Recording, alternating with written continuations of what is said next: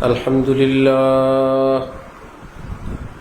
لله وكفى وسلام على عباده الذين اصطفى أما بعد فأعوذ بالله من الشيطان الرجيم بسم الله الرحمن الرحيم لقد كان لكم في رسول الله أسوة حسنة وقال تعالى تبارك الذي بيده الملك وهو على كل شيء قدير الذي خلق الموت والحياة ليبلوكم أيكم أحسن عملا صدق الله مولانا العظيم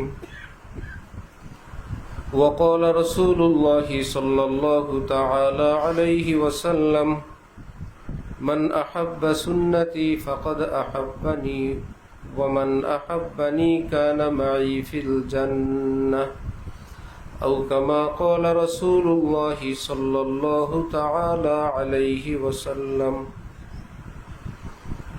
মুআজ্জাজ হাজিরিন, আমি আল্লাহ পাক রব্বুল আলামিনের পবিত্র কালামের দুই জায়গা থেকে অংশ বিশেষ তেলাওয়াত করলাম এবং হযরত রাসূল করিম সাল্লাল্লাহু আলাইহি ওয়াসাল্লামের দুইখানা হাদিস শরীফ পাঠ করলাম। আল্লাহ পাক কুরআন শরীফ এবং হাদিস শরীফের কামিল হেদায়েত আমাদের সকলকে দান করেন। কোরআনে পাক এবং হাদিসে পাকের নূরে আমাদের জীবনকে সুন্দর করার, আলোকিত করার তৌফিক দান করেন।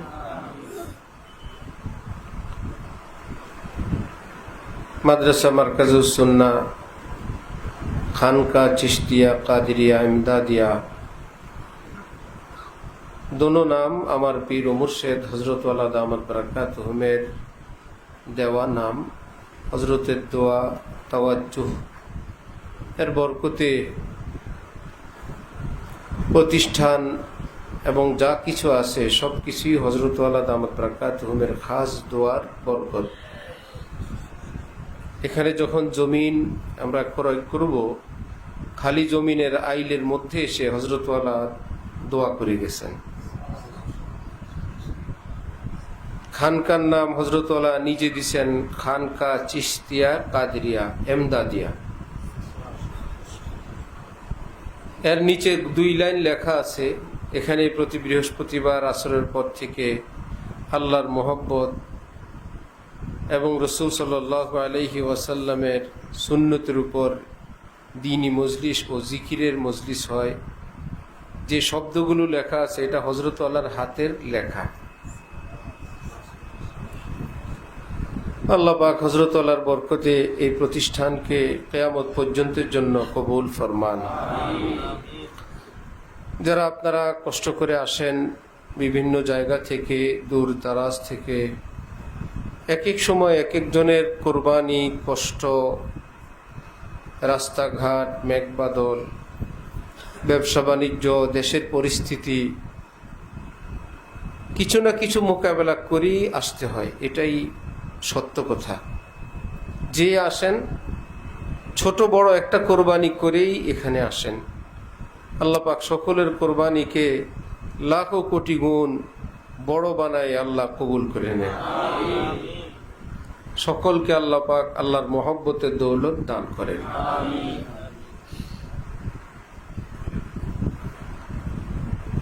কোরআনে পাকে আল্লাহ পাক রব্বুল আলামিন বলেন, আমি তোমাদেরকে সৃষ্টি করলাম, তোমাদেরকে হায়াত দিলাম, হায়াতের পরে আবার মৃত্যু দিলাম, দুনিয়ার এই নিয়ম নিজাম, উদয় অস্ত ইত্যাদি দিলাম এই কথা দেখার জন্য, এই পরীক্ষা করার জন্য যে তোমাদের মধ্যে সবচেয়ে উৎকৃষ্ট মানসম্মত উন্নত মানের আমল কে কে করে এটা দেখার জন্য। লিয়াবলুয়াকুম, যেন আমি তোমাদেরকে পরীক্ষা করি, আইয়ুকুম, তোমাদের মধ্যে কে আহসানু আমালা, উৎকৃষ্ট আমলকারী। তাহলে কি অর্থ হলো, আল্লাহ পাক আমাদের থেকে বেশি আমল চান না সুন্দর আমল চান? একটা কথা মুখস্থ করবো আজকে, কেমন? নামাজের রাকাত বেশি হলে আল্লাহ খুশি, না 2 রাকাত সুন্দর হলে খুশি? খুব জলদি জলদি করে ভাই 8 রাকাত তাহাজ্জুদ পড়ি, একজনে পড়লেন, আরেকজনে খুব সুন্নত মোতাবেক যত্ন সহকারে 2 রাকাত পড়লেন। আল্লাহ বলেন 2 রাকাতে পুরস্কার বেশি। হযরত মুজাদ্দিদ আল ফেসানি বলেন 1000 রাকাত সুন্নত বিহীন, 2 রাকাত সুন্নতওয়ালা, আল্লাহ পাক 2 রাকাত সুন্নতওয়ালাকে বড় পুরস্কার দান করবেন। কারণ এটা আহসান হয়েছে, লিয়াবলুয়াকুম আইয়ুকুম আহসানু আমালা, এটা আহসান হয়েছে, উৎকৃষ্ট হয়েছে। একজনে উজু করছে শুধু, নামাজও পড়ে নেই সুন্নত মোতাবেক, আরেকজনের নামাজ পড়ছে সুন্নত বিহীন, একবার উজু করলো সুন্নত মোতাবেক, আরেকজনের সুন্নত বিহীন নামাজ পড়লো 1000 রাকাত। 1000 রাকাত সুন্নত বিহীন নামাজের চেয়ে সুন্নতওয়ালা উজুর দাম অনেক বেশি।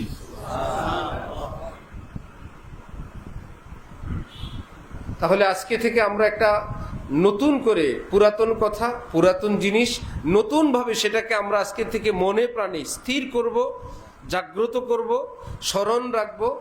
আমল করা চাই সংখ্যায় বেশি না উন্নত? উন্নত। কারণ আমরা আমলটা হাদিয়া পাঠাই আল্লাহর কাছে, আল্লাহ আমি আপনার জন্য এটুকুন করলাম। আমি আমার শায়েখকে দেখছি, ওনার মতো মানুষ তো দুনিয়াতে ছিলেন, আছেন, থাকবেন, আমি দেখি নেই। ঠিক না? এটা আমার দোষ। হযরত আলী তার ছেলের কাছে টাকা পাঠাবেন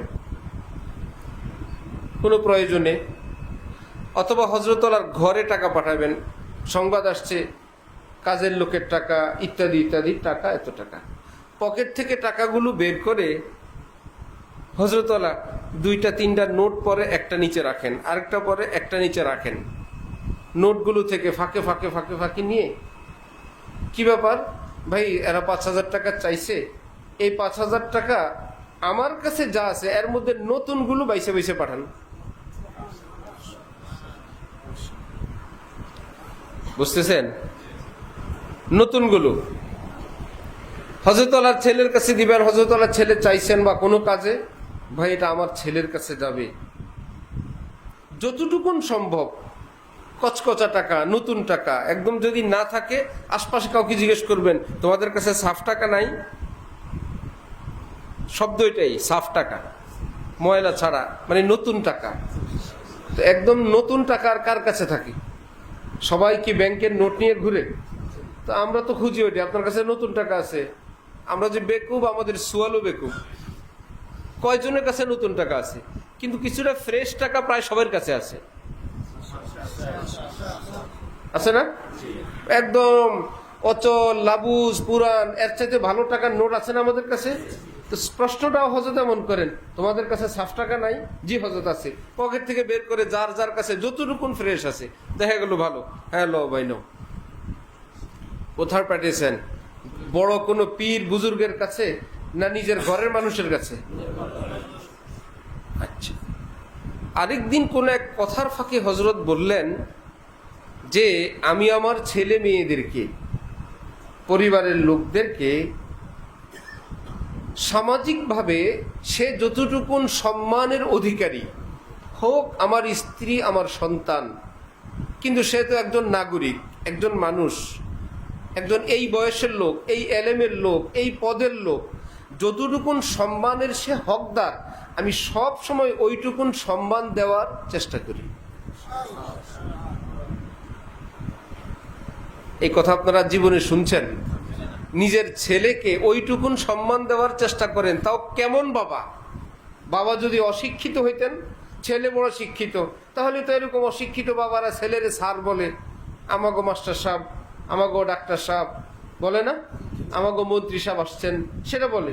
কিন্তু ছেলের চেয়েও তো বাবা পৃথিবী বিখ্যাত মানুষ, তিনি বলেন আমি আমার সন্তানদেরকেও ওইটুকুন সম্মান দেওয়ার চেষ্টা করি।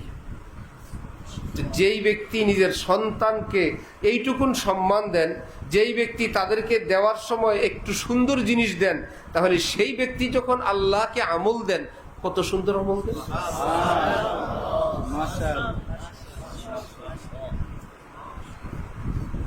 লিয়াবলুয়াকুম আইয়ুকুম আহসানু আমালা।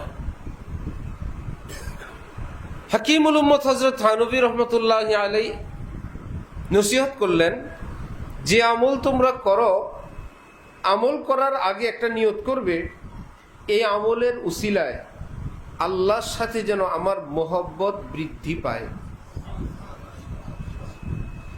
একটা হলো দায় সারা আমল, আমল করে দায় সারলাম। আরেকটা হলো এই আমলের উসিলায় আল্লাহর সাথে যেন আমার মহব্বত বৃদ্ধি পায়। এই নিয়তটা করার সাথে সাথেই আমলটা অন্যরকম হয়ে যাবে। কোন রকম করলে হবে না, কারণ আমলের টার্গেট আল্লাহর সঙ্গে খাতির বাড়ানো। জেনতেন একটা দিলে তো মহব্বত হবে না। নিজের প্রিয়জনকে কোনো জিনিস উপহার দিবে, কোন রকম দেয়, সর্বোচ্চ দেয়, যেন এই দেওয়াটা তার খুশির কারণ হয়। কোনো দিক থেকে কোনো কেউ নিজের প্রিয়জনকে হাদিয়া দেয়, হাদিয়ার খামটাও সুন্দর হয়, প্যাকেটটাও সুন্দর হয়। প্যাকেটটা কি হাদিয়া? হাদিয়া তো ভিতরেরটা। আরে ভাই তুমি কি বুঝবো, আমি যাকে দিব সে যেন প্রথম নজরে প্যাকেটটা দেখেই খুশি হয়ে যায়, যে এত সুন্দর, এত সুন্দর পরিবেশনা, মেহমানের জন্য এত সুন্দর আয়োজন কেন, এটা তো খাবে না, সব তো আমি ফেরত নিব। প্লেট, বাটি, দস্তরখান একটা হইলেই তো হয়, যে না এটা একটা মেহমানের সম্মান, যে আমি আপনার জন্য দামি সিরামিক্সের প্লেট, বাটি, জগ, গ্লাস, এই তো সেট, এই তো এটা ঢাকনাওয়ালা, এই তো এটা গরম থাকার ব্যবস্থা, আমরা সর্বোচ্চ ব্যবস্থা করি। এগুলো কি মেহমান খায়? এগুলোর কারণে কি তরকারি তার কাছে বেশি মজা লাগে? তারে খুশি করার জন্য, যেগুলো দেখলেই তিনি খুশি হবেন। তার মানে খাওয়ায়ও খুশি করব এবং পরিবেশন করেও খুশি করব। তাহলে একজন মানুষ যদি মেহমানকে খুশি করার জন্য কত বন্দোবস্ত করার পর এবার প্লেট নতুন, জগ নতুন, হটপট নতুন, সব কিছু নতুন দিয়ে, এগুলো আমল না, এগুলো হলো আমলের প্যাকেট। তাহলে আল্লাহ পাকের বান্দা যখন আল্লাহর কাছে আমল পেশ করবে, আবার নিয়ত হবে এই আমলের দ্বারা আমার উদ্দেশ্য আল্লাহ পাকের সঙ্গে যেন আমার মহব্বত বৃদ্ধি পায়। যেটা দেখবেন, আমল হোক, আমলের পূর্বের অবস্থা হোক, জামা কাপড় হোক, আতর হোক, জায়নামাজ হোক, আমার মনের অবস্থা হোক, যেটার দিকে তাকাবেন এটা দেখে যেন তিনি খুশি হয়ে যান। লিয়াবলুয়াকুম আইয়ুকুম আহসানু। এই ক্ষেত্রে আমি আপনি পারবো কিছু উপরের ডিজাইন করতে, কিন্তু রব্বুল আলামিন বলেন ইন্নামা ইয়াতাকাব্বালুল্লাহু মিনাল মুত্তাকিন। যাদের ভিতরটা ফ্রেশ, আমি আল্লাহ শুধু তাদের আমল কবুল করি। কি মুশকিল! বাটি সুন্দর, বক্স সুন্দর, ডিনার সেট সুন্দর, হটপট সুন্দর, ভিতরের খাবারে গন্ধ, মেহমান খুশি হবে? অথবা সব ভালো, খাবারটাও স্পেশাল, কিন্তু যেই বর্তন দিয়ে খাবার পরিবেশন করলাম ওই বর্তনের ভিতরে এক পাশে তেলাপোকা, মেহমান খুশি হবেন? রব্বুল আলামিন বলেন তোমার সব সুন্দর, যে অন্তর আত্মা দিয়ে তুমি আমার কাছে আমল পেশ করবা, ওই অন্তর আত্মার পাত্রে নাপাক, মুর্দা, গান্দা, পচা, গীবত, শিকায়েত, অহংকার, হিংসা, নিন্দা, এগুলোর সব দাগ লাগানো মনের ভিতরে, মধ্যখানে একটু আমল রাখা। আমার এই সমস্ত আমল পছন্দ হয় না, তুমিও তো পছন্দ করবা না, আমি কেন? ইন্নামা ইয়াতাকাব্বালুল্লাহু মিনাল মুত্তাকিন। আমি আল্লাহ যাদের অন্তর আত্মা পবিত্র, গুনাহমুক্ত, দাগমুক্ত, এদেরটা বড় পছন্দ করে কবুল করি। তাহলে উপর সুন্দর করার একটা কাজ, ভিতর সুন্দর করারও আরেকটা কাজ। বর্তনের উপর সুন্দর, ভিতরটা সুন্দর হবে না? ভিতরটাও সুন্দর হবে। এই উপর সুন্দর এটাকে বলে শরীয়তে জাহিরি। উপর সুন্দর কি বলে? এই যেটা ফরজ, ওয়াজিব, সুন্নত। ভিতর সুন্দর ওটাকে বলে শরীয়তে বাতিনি, যেটার অপর নাম তরিকত, অপর নাম তাসকিয়া, অপর ডিউটি হলো খানকা। বাকি হলো খানকা নামে এখন দোকান ব্যবসা, সেটা তো আছেই। এটা খানকার নামে কেন? ভুয়া র্যাব আছে না? ভুয়া মেজর আছে না? ভুয়া পুলিশ আছে না? ভুয়া ডাক্তার আছে না? ভুয়া হুজুর আছে না? ভুয়া মুফতি আছে না? ভুয়া থাকার যেই আইটেমের মধ্যে ভুয়া থাকবে ওই আইটেম পুরোটা বাদ। আর্মিও বাদ, পুলিশও বাদ, র্যাবও বাদ, হুজুরও বাদ, ডাক্তারও বাদ। ভুয়া ভুয়া, ভালো ভালো। যে আইটেম চলে ভালো, যে আইটেম চাহিদা আছে ওই আইটেমের মধ্যে ভুয়া নামবেই। আমাদের দেশের ফকিররা, একটা ফকির পর্যন্ত পাইছেন, সত্য কথা বলবেন, টাই পরা।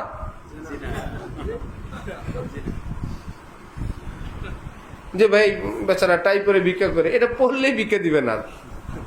কারণ কারো দিল গালাইতে হইলে মনে চাক আর না চাক এটা টুপি পরে আসতে হবে। এটা ফকিরেও জানে না? ভোটের আগে যদি কেউ জুমার দিন, জুমার সময় আশপাশে কোথাও মিটিং করে, ভোট কমবে না বাড়বে, মনে চাক আর না চাক মসজিদে যাইতে হবে। এটা মুসলমান দেশ, ঠিক না?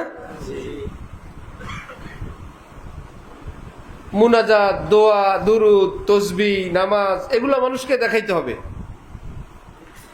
এগুলা কি অরিজিনাল? কি বলেন? যারা নামাজ পড়ে সারা বছর, এরা নাকি ধর্ম ব্যবসায়ী। আর সারা বছর পড়ে না,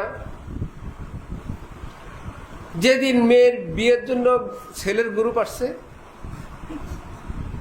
ছেলের বাহিনী আসছে বাড়িতে শুক্রবার, এই বাচ্চারা এখন সারা বছর একদিনেও জুমা পড়ে নাই।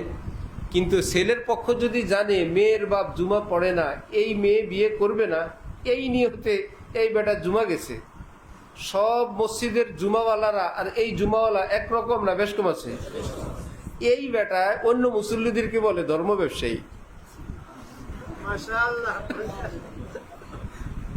যে মেয়ে বিয়ে দেওয়ার জন্য জুমায় গেছে, এই লোক অন্য যারা নিয়মিত জুমা পড়ে তাদের নাম রাখছে কি? ধর্ম ব্যবসায়ী। बहुत जटिल दिन।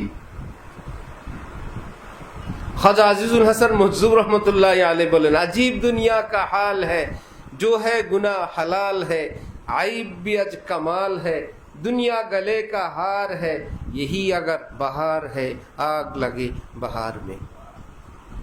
तो बहरा दुनियार अजीब अवस्था, सब उल्टा सब उल्टा सब उल्टा, उल्टाई এখন ভাও।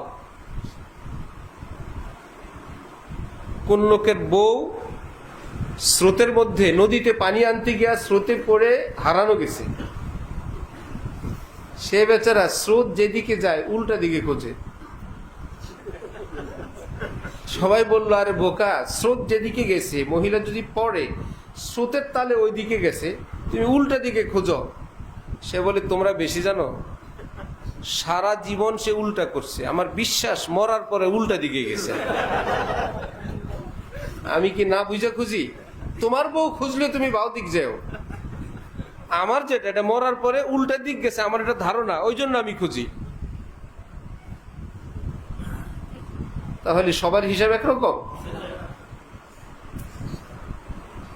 বেদানায় দানা আছে কিনা? পুরাটার ভিতরে কি নাম? বেদানা। এটাই হয়ে গেছে, এটাই দুনিয়ার নিয়ম। একটা ইন্টারনাল কথা বলি, গোপন। আমি কয়েকদিন আগে আমাদের রুমের ভিতরে সদাই করতে গিয়ে আমরা কঠিন ধরা খেয়েছি। তো ধরা খেয়া ফেরত পাঠাইছি, দ্বিতীয়বারও নষ্ট। একটা প্লাস্টিকের দরজা, প্রথমবার ভাঙ্গা, দ্বিতীয়বার পাঠাইছি ফাটা, তৃতীয়বার দিছে আরো কঠিন ভাঙ্গা। একটা দরজা পরে আমার সাথী সঙ্গে এদেরকে বললাম, এখন আর আগের দিন নাই যে তুমি হুজুর মানুষ গেলে বলবা যে আশা করি আমার লোকে ধোঁকাবাজি আর করবে না। আর ওই লোক আমাকে দেখে হাসছে, যে খুশি হয়েছে। আমি বললাম, হাসি যদি ভালো কারণে হইলো তো ভালো, এরকম মানুষও আছে। কিন্তু এইরকম হাসির লোকও আছে যে ভাঙ্গা দরজাটা চালাইতে পারি না অনেক দিন, বুঝলেন না? আপনি আসছেন, আলহামদুলিল্লাহ, ঠিক না? এই পচা মালটা চালাইতে পারি না অনেক দিন। আপনি হুজুর মানুষ, আপনারা মানুষের দুঃখ বুঝবেন। দাড়িওয়ালা নামাজি, আপনি নেয়ার পরে পচা দাগ এটা লাগায় ফেলো, থাকবে যা হয়েছে। এক, যদি আমি ধরা খাইয়েই যে আপনার অপছন্দ হয়, আপনি ফেরত নিয়ে আসবেন। আপনি তো আমার মারবেন না, কারণ হুজুর মানুষ। গালিগালাজ করবেন না, হুজুর মানুষ। ওই সুখে এই বেটা আসে।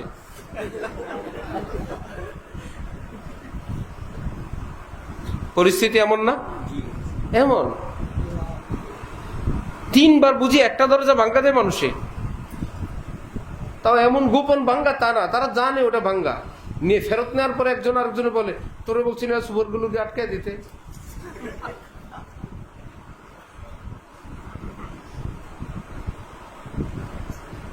এখন এটাই চালাকি, যে এটা করতে পারে সেই ভালো, যেই ছেলেটা করতে পারে সেই বাবার কাছে হইলো সে ভালো ছেলে, ছেলেটা চালাক আছে, ভালো, ব্যবসা করে খাইতে পারবে। আর যেই ছেলেগুলো পারে না, বাড়িতে গিয়া মারে একটা পুত জন্ম দিছে, তুইও ব্যাকল, তোর ঘরে হইছেও ব্যাকল। এই দুনিয়া চলার মতো না। বহুত আশ্চর্য, বহুত আশ্চর্য। আল্লাহ আমাদেরকে দ্বীনের সহি বুঝ দান করেন। তাহলে যারা সারা বছর নামাজ পড়ে, এর মধ্যে একজনে জুমায় গেল, প্রতি জুমা পড়ে, এই লোক ধর্ম ব্যবসায়ী না যে আরেকজনকে দেখাইতে গেল? সে দেখানেওয়ালা অন্য নিয়মিত জুমাওয়ালাদের কি বলে? ধর্ম ব্যবসায়ী। কত সাবধানের দিন।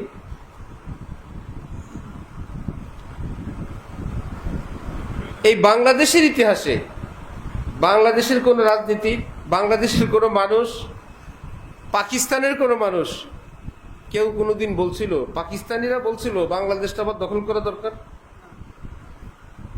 বাঙালিরা কোনোদিন বলছিল বাংলাদেশটা আবার পাকিস্তানের লোকে মিলানো দরকার? তারপরেও যারা নামাজি, এরা সব পাকিস্তান বানায় ফেলতে চায়। বাংলাদেশটাকে কি বানাইতে চায়?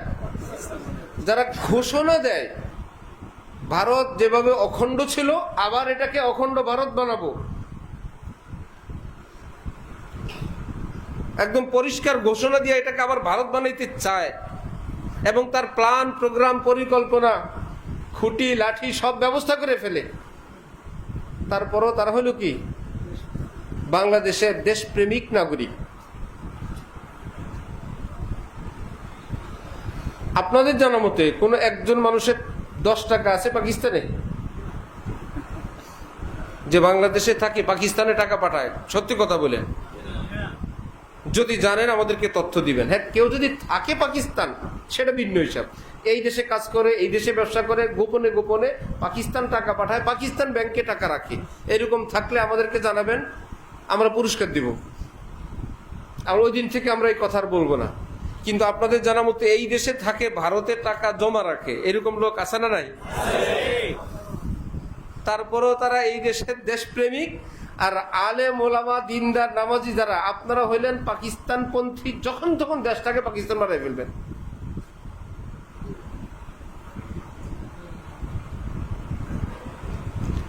এবং হইতে হইতে হইতে হইতে এমন হয়ে গেছে, মনে হয় যেন এটা সত্য ঘটনা হয়ে গেছে। কোন থানায়, যে কোনো একটা থানায় চোরের লিস্ট, ডাকাতের লিস্ট, নেশাওয়ালাদের লিস্ট, খুনির লিস্ট, দর্শকের লিস্ট, চোরা কারবারের লিস্ট, অস্ত্র আমদানি উৎপাদনের লিস্ট আছে না? অপরাধীদের একটা লিস্ট আছে। একজন খতিবের নাম আছে, আছে একজন আলেম, একজন মুয়াজ্জিন, একজন হাফেজ সাহেব, কোন রকম একজন আলেম, এরকম কারো নাম আছে? তারপরেও তারা জঙ্গি। তারপরে এই মানুষগুলো কি জঙ্গি? জঙ্গি অর্থাৎ যোদ্ধা অথবা সন্ত্রাসী। যারা সন্ত্রাস করে, এতগুলো কাজ করে, যাদের লিস্ট থানায় থানায়, সকল গোয়েন্দা বিভাগের কাছে, সব জানে তারা, তারপরও তাদের নাম জঙ্গি। বলতে বলতে বলতে বলতে এখন মনে হয় এরকমই হয়ে গেছি, মনে হয় না হ্যাঁ আমরা কি করবো, আর আমরা জঙ্গির দল। মৌলবাদী বলতে বলতে শেষে মৌলবাদীর ব্যাখ্যা টেকা করে কখন আমরা মৌলবাদী, যা যারা মূলের সঙ্গে আছে আমরাই মৌলবাদী, যারা মূলে থাকে তারা কি মৌলবাদী? এটা কি তারা এই নিয়তে বলে না গালির নিয়তে বলে? ব্যাখ্যা করার দরকার কি? একটা সময় যদি এরকম হয় যে ভাই চালক যিনি, তারা ভালো চালক, শিপে আছেন, আপনার ঘুমাইলেও আপনার জিদ্দায় যাবে, জিকির করলেও জিদ্দায় যাবে, তেলাওয়াত করলেও জিদ্দায় যাবে, তাস খেললেও জিদ্দায় যাবে। সেটাই যদি পরিস্থিতি এমন হয় যে আপনি আমি যদি সজাগ সচেতন না থাকি, শিপের চালক এমন, আমি আপনি সচেতন না থাকলে আমাকে জিদ্দার পরিবর্তে আমাকে মস্কো নিয়ে যাওয়ার সম্ভাবনা আছে। ওই সময় কি ঘুমায় থাকা যাবে? এখনকার আগের মতন আর ভালো চালক না। যদি সুযোগ পায় সকল প্যাসেঞ্জার সহ জিদ্দা হজে যাবেন, এই জিদ্দার জাহাজ নিয়ে যাবে ইসরায়েল। আমাদের দেশের অবস্থা একসময় একরকম ছিল, এখন আর আগের মতো নেই। যদি সুযোগ পায় আপনার আগা থেকে গোড়া পর্যন্ত, পরে জানবেন আপনার জমিনও আপনার নাই, ঘরও আপনার নাই, বাড়িও আপনার নাই। ভারতের মুসলমানদের আছে কিছু? ইসরায়েলি মুসলমানদের আছে কিছু? কিছুই নেই, যে তারা সেখানে থাকারই যোগ্য না। ভারতের মুসলমানরা থাকারই অবস্থা নাই, সিরিয়াল দিয়ে ভাঙতেছে। কারণ তারা এরকম ব্যবসায়ীরা, রাজনীতিবিদরা, সমাজকর্মীরা, স্কুল কলেজওয়ালারা, সাধারণ মুসলমান যারা, তারা শুধু দিন আনি দিন খায়। নিজেদের ধর্মীয় ঐতিহ্য এবং ধর্মের মুরব্বীদের সঙ্গে দিনই শিক্ষা নিয়ে আমরা কাদের কথায় উঠবো বসবো এটা ঠিক করে নেই। সরকার পতন হইল, ডক্টর ইউনূসের কথা কেউ বলল, বাকি উপদেষ্টাদেরকে নিয়োগ দিল কে? এরা আসলো কোত্থেকে? কে দিল এদেরকে? এদের নাম বললো কে? এদের প্রস্তাব দিল কে? এদেরকে কে বসায় দিল? আলেমের নাম একজনও ছিল না। আন্দোলনের যখন ডাক দিল আলেম ওলামারা যে আলেম প্রতিনিধি থাকতে হবে, একজনকে দিল। যেই জনকে দিল মাশাআল্লাহ, সে কি অন্যান্য উপদেষ্টাদের মতো একদম চুপচাপ কবরে আছে না সে কাজ করতেছে? অযোগ্য না যোগ্য? বুঝা গেল আলেম যদি দেশ চালায় তাহলে কি পারবে কি পারবে না? নাকি অন্যদের মতো কবরে থাকবে? বাকিগুলো তো কবরে আছে।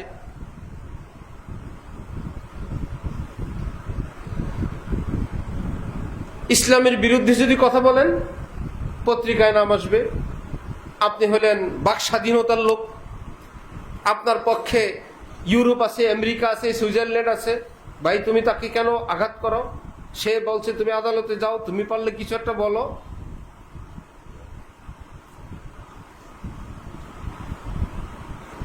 মুসলমান দেশ, মুসলমান আইন শৃঙ্খলা রক্ষাকারী বাহিনী, হিন্দু আলাদের পূজার পোশাক গলায় পরে তাদের সঙ্গে শরীক হওয়া লাগবে কেন? ভাই আমি মুসলমান। হিন্দুরা কোনোদিন পাগড়ি পরে আসে? মুসলমানদের ধর্মীয় অনুষ্ঠানে সেটাকে সম্মান জানাইতে আসে? কোরবানিতে গোস্ত খাইতে আসে? আমরা কি তাদেরকে খারাপ বলি? আসে না বলি? তাদের ধর্মে নিষেধ, তারা এখানে আসবে না। ভাই কোরবানির গরুর গোস্ত তাদের ধর্মীয় ভাবে এটা নিষেধ, তারা এটা খেতে আসবে না, ফিনিশ। আমাদের সেই ধর্মীয় স্বকীয়তা কোথায়, স্বাতন্ত্র্য কোথায়? তারাও বলবে না আমাদের এই ধর্মীয় কাজে মুসলমানরা আসবেন না, এটা তাদের ধর্মীয় নিষেধ। আমাদের সঙ্গে তোদের কারো ঝগড়া নাই, বিবাদ নাই, কিন্তু আমরা যেরকম তাদের গরুর গোশত খাওয়াতে যাই না, এটা আমাদের ধর্মীয় ব্যাপার। তারা খায়, এটা মারামারি নাই। ঠিক তাদেরও ধর্মীয় বিধিনিষেধ আছে। আমরা রাষ্ট্র হিসাবে আমাদের সুযোগ সুবিধা সব দেয়, কিন্তু আমাদের মতন এই সব কিছু করার জন্য তাদের বিধিনিষেধ আছে। এই জন্য আমাদের যারা রাজনীতিবিদ, তাদের কি এই আলেম আছে? হিন্দুরা হিন্দু ধর্মের উপর থাকার জন্য ওই এলেম আছে। মুসলমান মুসলমান ধর্মে থাকার জন্য কি নাই? এলেম নেই। ছোটবেলা থেকে এইভাবে পড়ানো হয়েছে। হিন্দুরা যারা হিন্দু, তারা তাদের ঠাকুর চিনে, মেজো ঠাকুর চিনে, বড় ঠাকুর চিনে, তাদের একদম হেড অফিস ইন্ডিয়া পর্যন্ত সব জানে। জানে কিনা? পূজার দিন জানে এবং কি করতে হয় সব জানে। কিন্তু মুসলমান মন্ত্রী হোক, সেও বলতে পারবে না এই দেশের হক্কানি শ্রেষ্ঠ আলেম কে কে, বলতে পারবে না। যে ভাই আমি বিপদে পড়লে কোন আলেমের কাছে যাব? ভাই ধর্মীয় ব্যাপার, এটা আলেমের ব্যাপার। যে আমার একজন, এই দেশে তো 10 জন আলেম আছে, 20 জন আলেম আছে, কেউ নাই। বহু আগের থেকে, স্বাধীনতার আগের থেকেই, যখন ভারত ভেঙে পাকিস্তান হয়, এই কথার উপর হয়েছিল পাকিস্তানটা একটা ইসলামী রাষ্ট্র, ইসলামী সংবিধান অনুযায়ী চলবে। এই কথার উপর একটা দ্বিজাতি হিন্দু রাষ্ট্র, একটা মুসলিম রাষ্ট্র। এই রাষ্ট্র হইল যে কোরআন হাদিসের উপর এই রাষ্ট্রটা চলবে। সেই দিন থেকে প্রতারণা শুরু। দেশ ভাগ হয়েছে, কোরআন অনুযায়ী চলতে দেয় নেই। এরপরে যখন আবার আমাদের স্বাধীনতা হয়ে গেল, পাটে পাটে পাটে পাটে কোনোদিন আলেমদেরকে জাতীয়ভাবে কোনো সম্মান মর্যাদার আসনই দেওয়া হয় নাই। কারণ এই সম্মানটুকুন দিলে জাতির কাছে স্পষ্ট হয়ে যাবে ইনি একজন গ্র্যান্ড মুফতি, ইনি একজন সর্বশ্রেষ্ঠ আলেম, তাহলে তার কাছে সবাই যাবে। এই অবস্থানটাই সৃষ্টি হয় নাই, যার জন্য এই দেশে এত বড় বড় আলেম গেল। না আলেমের নামে কোনো সরকারি স্থাপনা আছে, না কোনো রোড আছে, না কোনো সরকারি ব্যবস্থাপনা আছে, না তাদেরকে সেই সম্মাননা আছে। ওনার জন্য একটা আউট আইটেম। নাস্তিকের নামে রোড আছে, মুরতাদের নামে রাস্তা আছে, মুরতাদের নামে মিলনায়তন আছে, মুরতাদের নামে এভিনিউ আছে, তাদের কি জীবিত রাখার। আবার তাদের মৃত্যুবার্ষিকী রাষ্ট্রীয়ভাবে পালন করার ব্যবস্থা আছে, তাদের সেই কালচারটাকে জীবিত রাখার জন্য সব কিছু আছে। একজন আলেমও যায় না এরকম, একজনও হইল না এই দেশে। Master plan. অথচ এইরকম উপদেষ্টাদের মধ্যে যদি 10 জন উপদেষ্টা আলেম হইতো, আফম ও খালিদ যদি 10 জন হইতো,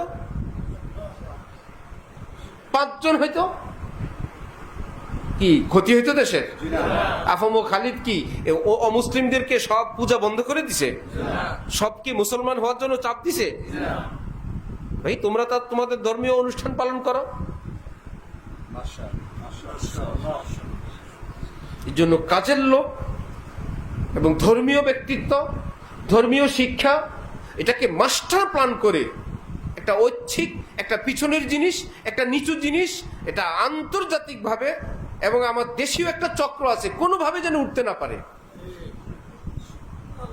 পত্র পত্রিকায়, মিডিয়ায় আল্লামা আহমদ শফির ইন্তেকাল, এই কোন রকম না দিলে নয়, এমন একজন ব্যক্তি কোন রকম একটু দিল, বাকিগুলো আর কে মরে কে বাঁচে কোনো খবর নাই।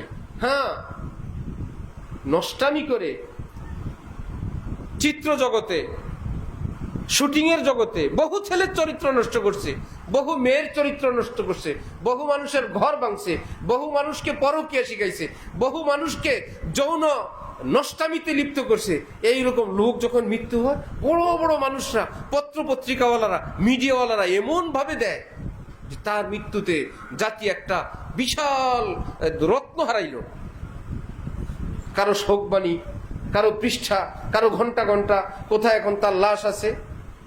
কোন আলেমের, সে যদি হাজার হাজার মুহাদ্দিসও রেখে যায়, হাজার হাজার দেশের নাগরিকও রেখে যায়, সৎ নাগরিক, যাদের লিস্ট থানায় নাই, এরকম মানুষ তৈরি করে গেছেন। বরং মানুষ তৈরির কারিগর রেখে গেছেন, শুধু মানুষ না, মানুষ তৈরির কারিগর, তাদের নাম নাই, ঠিকানা নাই। বিদেশ থেকে টাকা এনে বা দেশীয় কোন অর্থ এনে লুপাট ফাঁকে কিছু ছেলে মেয়েদেরকে এক জায়গায় কি এটা শিশু পল্লী, এখানে শিশুদেরকে ফ্রি খাওয়ানো হয়, এতিম মা বাবা নাই যাদের তাদেরকে খাওয়ানো হয়। তাদেরকে রাষ্ট্রীয়ভাবে কি দেওয়া দরকার, যে জাতীয় পদক দেওয়া দরকার। তিনি 200 জন এতিমকে, অনাথকে লালন পালন করেন তার নিজের টাকায়। বিদেশ থেকে টাকা আসে 2000 জনের, খাওয়ায় 200 জনকে। অথবা 200 জনের জন্য যেই পরিমাণ আসে সেই পরিমাণের মধ্যে বহু রকমের দুর্নীতি হয় খাওয়া দাওয়ায়। এই ছেলেগুলো যেখানে এরকম শিশুদের লালন পালনের সমাজ কল্যাণের আছে, কয়টা সেখান থেকে মানুষ হয়ে বেরিয়েছে যে সরকারিভাবে খাওয়া পড়া ব্যবস্থা শিক্ষা দেওয়ার পর সেখান থেকে বের হয়েছে বিসিএস ক্যাডার, সেখান থেকে বের হয়েছে সচিব, সেখান থেকে বের হয়েছে এসপি, সেখান থেকে বের হয়েছে প্রধান শিক্ষক, সেখান থেকে বের হয়েছে সচিব। দেখাইতে পারবেন কেউ? কোন রকম জীবন খেয়াল হয়ে বড় হওয়ার পর ব্যাস বড় হয়ে গেছে, তাদেরকে ছাড়ছে না। সেখানে শিক্ষা আছে না, দীক্ষা আছে না, পরিবেশ আছে না, চরিত্র শিক্ষা আছে। চরিত্র নষ্টের খবর তো আসতেই থাকে, তারপরেও তারা সমাজের মস্ত বড় সেবক। এক একটা মাদ্রাসা, এক একটা কওমি মাদ্রাসা, 1 টাকা সরকারের অনুদান নাই। গরিবের বাচ্চা আসছে, যা দিতে পারবে দিচ্ছে, দিতে পারবে না দিতে পারবে না। সমস্ত 3 বেলা খাবার, শুধু কি খাওয়ায় না, পড়ায়ও। কোন রকম পড়ায় না, হাফিজ বানায়। খালি হাফিজ না, আলেমও বানায়। আলেম বানায় না, মুফতিও বানায়। কেমন মুফতি? দুর্বল না শ্রেষ্ঠ? এদের কোনো অবদান সমাজের উপর নাই। মনে হয় যেন এরা বিদেশি নাগরিক পড়ায়।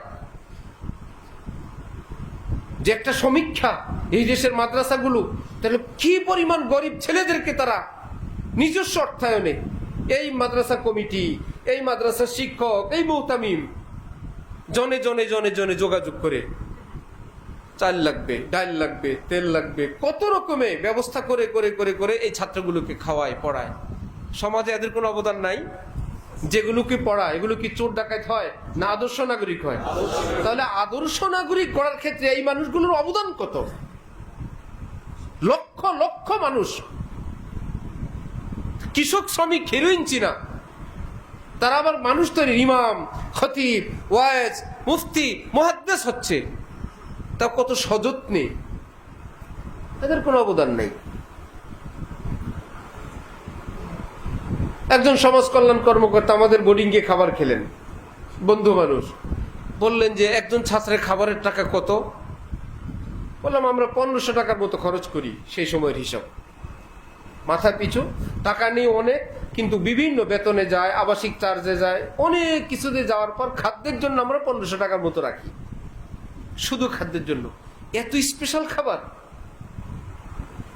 1500 টাকা দিই। আমরা বললাম আল্লাহ বরকত দে। বললাম আমরা সমাজ কল্যাণ থেকে 4500 টাকা দেই এক একটা শিশু বাচ্চার খাবারের জন্য, শুধু অন্যান্য হিসাব নিকাশ, বিল টিল পানি সেটা তো আলাদাই, শুধু খাবারের জন্য। বললাম এর চেয়ে আরো নোংরা, আরো নিকৃষ্ট খাবার কেন? বললাম সেখানে কি এক চোরে নেয়? যে লেখে সেই চোরে নেয়, যে আনে সেই চোরে নেয়, যে বাজার করে সেই চোরে নেয়, তেলওয়ালা চুরি করে, তরকারিওয়ালা চুরি করে, প্রতিদিন চুরি করে, লুন চুরি করে, বাবুর্চিরা এনে দেয়, বাবুর্চি চুরি করে। এত চোরের পরে যে ওই শিশুগুলো এক মুঠ খানা পায়, এটাই তো আল্লাহর রহমত। এটাই তো রহমত। মাদ্রাসার কাজ, আমাদের মাদ্রাসার জন্য গ্যাস লাইন সরকারিভাবে মঞ্জুর হয়েছে। গ্যাসের লাইন বন্ধ, বন্ধ মানে আবাসিক বন্ধ, শিক্ষা প্রতিষ্ঠান, হসপিটাল, কারাগার এরকম কিছু জায়গা আছে, এটা বন্ধ না। অনুমোদন হয়েছে, পাস হয়েছে, আমরা পাইপ টাইপ আনছি। এখন অল্প কিছু কাজ বাকি আছে সরকারি, রুট কাটিং, রুট কেটে লাইন নিবে, এটা ফাইল নড়ে না। আমাদের মাদ্রাসার শিক্ষকরা গেছে, তারা বলে আপনারা আসছেন কেন? এই ফাইলের জন্য। এই ফাইল আমরা জানি না। আরেকজন বলতেছে এখানে 20,000 টাকা দিতে হবে, কেউ বলতেছে এখানে তো এই ফাইল কবেই চলে গেছে। মানে তাদেরকে এত কষ্ট, এত অত্যাচার, এত জুলুম।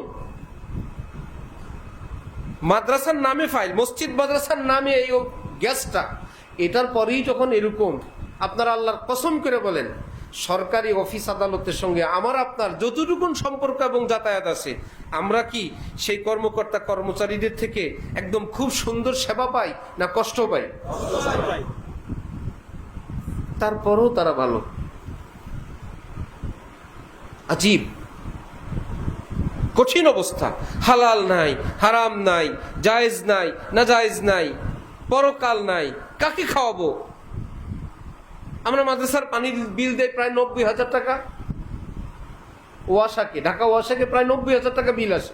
সে ওয়াসার লোকের আইসা কারো বলে 10,000 টাকা আমাদের কিলে, আর 10,000 টাকা পানির বিল আসবে, 20,000 টাকা শেষ প্রতি মাসে। তাহলে যেই মিটারটার মধ্যে নাম্বার থাকবে বললো ওটা আমরা ঠিক করে দেব। পরে জানা গেল পুরা শহর ব্যাপী এই পানি চুরি চলে, পুরা শহর ব্যাপী। ইল্লা মাশাআল্লাহ যারা ভালো আছে তো আছে। এরা আমাদেরকে বলে এরা বোকা, এরা কিছুই বুঝে না, এরা 90,000 টাকা বিল দেয়, কি দরকার? তা আমি বললাম যে ভাই, পানি চুরি করব 17 কোটি মানুষের টাকা। সরকারের টাকাগুলো কি একজনের না, সব পুরা দেশের।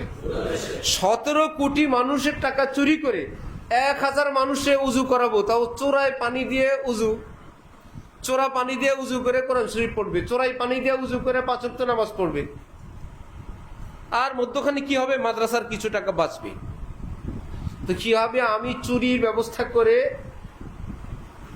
17 কোটি মানুষের হক নষ্ট করে মাদ্রাসার কিছু টাকা বাঁচায় কবরে গেলে আমি কবরে আযাবে, মাদ্রাসার অ্যাকাউন্টের টাকা আমি আযাবে।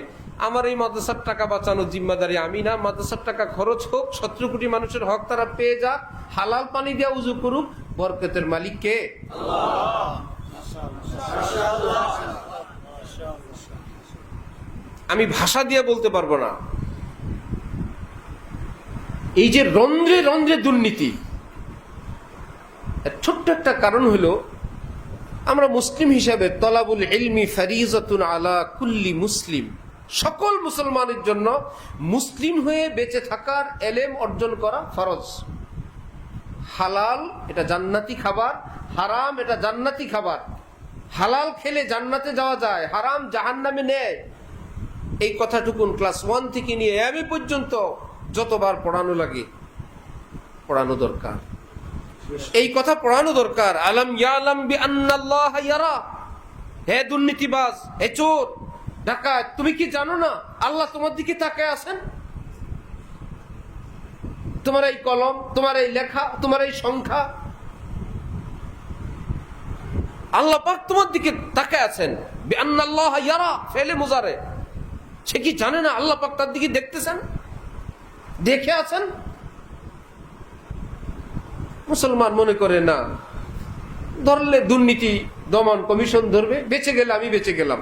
কবর একটা জায়গা আছে, আমার আমল নামা একটা ব্যাপার আছে। এই আকীদা কি, যারা চুরি এবং দুর্নীতি করে এই মনের মধ্যে এই কথা কি তাদের স্পষ্ট ইয়াকিনি ভাবে বসা না হালকা? শিক্ষা ব্যবস্থা থেকে ওই এলেমটা উঠে দেওয়া হয়েছে। যারা সিনেমা করে, যারা নাটক করে, নাচ গান করে, বিভিন্ন শিল্পী গোষ্ঠী করে, কনসার্ট করে, মদ করে, জিনা ব্যভিচার করে, এরা সবাই সাংস্কৃতিক কর্মী। এদের পৃষ্ঠপোষক আছে, এদের মন্ত্রণালয় আছে, এদের ডোনেশন আছে, এদের সরকারের পক্ষ থেকে এদের জন্য বিভিন্ন জায়গায় নাট্যমঞ্চ, এদের জন্য অনেক টাকা পয়সা, দেশ বিদেশে সফরের ব্যবস্থা আছে। এবার জিনার শিকার হও, ব্যভিচারের শিকার হও, চরিত্র ধ্বংস হও। বিয়ে একটা জায়গায় 10টা হোক, বিয়ে ছুটে যাচ্ছে, পরকীয়া লিপ্ত হইতেছে। এটা কি দেশের জন্য রহমত না গজব? গজব। কিছু আলেমরা বলতেছে দেখেন সবকিছুর লিমিট আছে, অশ্লীলতা করা যাবে না, আনন্দ ফুর্তি শরীয়ত সম্মত যেটুকুন এইটুকুন করা যাবে। নারী ভিন পুরুষের সঙ্গে অবাধ মিলামিশা করতে পারবে না, অবাধ অবস্থান করতে পারবে না। এরা হইল নারী বিরোধী, এরা হইল নারী উন্নয়ন বিরোধী। আলেমদেরকে এটা মোটামুটি মুখস্থ করে ফেলছে। আলেম মানে হইল নারীর উন্নতি তারা চায় না, তারা নারী উন্নতি চায়। একদিন এ কথা বলে না যে কিসের থেকে নারীরা ধর্ষণের শিকার, কিসের থেকে ঘর ভাঙ্গা, কিসের থেকে ঘরে ঘরে এই স্বামী স্ত্রীর মধ্যে অমিল, কি কি কারণে সেটা খোঁজার কেউ নাই। যারা সেই উস্কানি দিয়ে ঘর ভাঙতে ভাঙতে ভাঙতে ভাঙতে অনেক মেয়ে এমন এখন পাওয়া যায় যারা বিয়ে বসতে রাজি না। মায়ের কষ্টের জীবন দেখছে, খালার কষ্টের জীবন দেখছে, ফুফুর কষ্টের জীবন দেখছে, বোনের কষ্টের জীবন দেখে এই ছোট্ট মেয়েটা এখন বলতেছে আমি বিয়ে বসবো না, আমি নিজের পায়ে নিজে দাঁড়াবো। কারণ পুরুষ মানুষ পানি জালেম, তার এটা মুখস্থ হয়ে গেছে। কিসের কারণে এগুলো ঘটলো? কেউ কারণ খুঁজতে যায় না। যে কারণ খুঁজে সেটা নিরসনের জন্য যায়, তারা হলো নারী বিরোধী, নারীদের শত্রু। তাদেরকে কঠিন হস্তে দমন করা দরকার। জিনা, ব্যভিচার, উপেন অবস্থান, রাত দিন মদ, সেটা যারা খোলা রাখতে চায় তারা হলো নারীবাদী, তারা হলো নারী পক্ষ, তারা হলো নারী স্বাধীনতার লোক।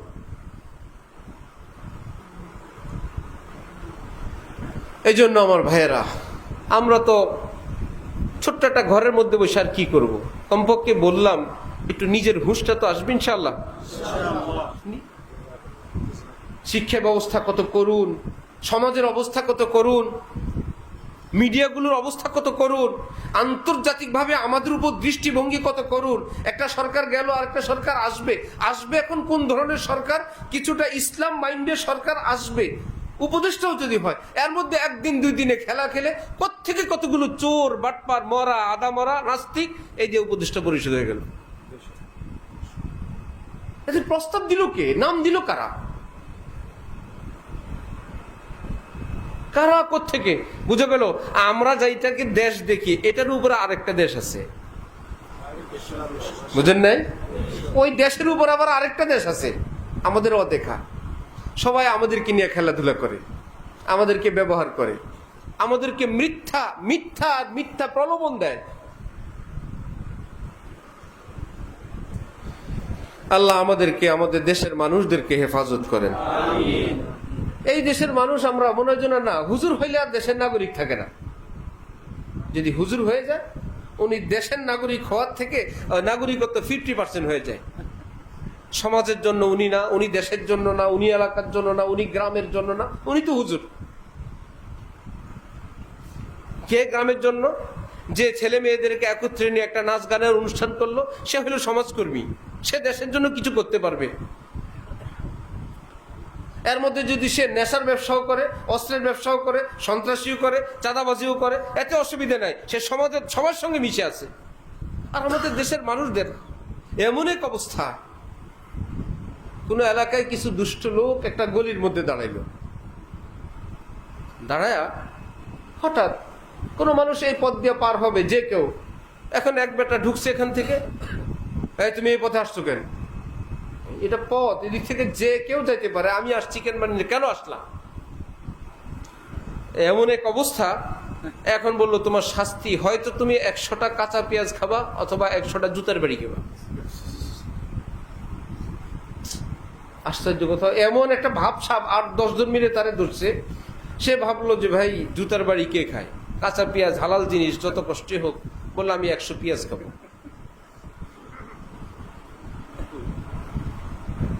পেঁয়াজের ঝাঁজ এই কষ্টে একটু পরে বলতেছে, ভাই আমি যে কটা পেঁয়াজ খেলাম, বাকিটা আমার জুতার বাড়ি দেন। যখন জুতা দিয়ে পিটান শুরু করলো, ব্যথায় এখন বলে একটু থামেন, আমি তাহলে পেঁয়াজই খাই। বলেন তো, ওই সন্ত্রাসীরা যাকে তাকে গ্রেফতার করলো, এরা তো করলো ভুল। নিরপরাধ যে লোকটা, রাস্তা পথ এখানে সব মানুষ যাবে, সেও যাবে, সে যে দুইটার একটা মেনে নিছে, এটা কি তার ঠিক হয়েছে? সে বলার দরকার ছিল আমি জুতাও খাবো না, পেঁয়াজও খাবো না, আমার ইচ্ছা আমি এই পথে যাব, আমি স্বাধীন মানুষ। ঠিক না? আমাদের দেশের লোকেরা জুতা পেঁয়াজের জন্য ঠিক হয়ে গেছে।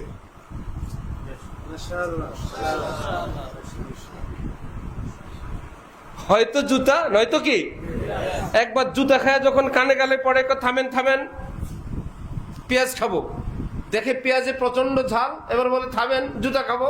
কি ভাই, এই দেশে থাকতে হলে কি জুতা আর পেঁয়াজই খাওয়া লাগবে? এই কথা বলতে পারবো না আমরা জুতাও খাবো না, পেঁয়াজও খাবো না। আমার ইচ্ছা আমি কি করব?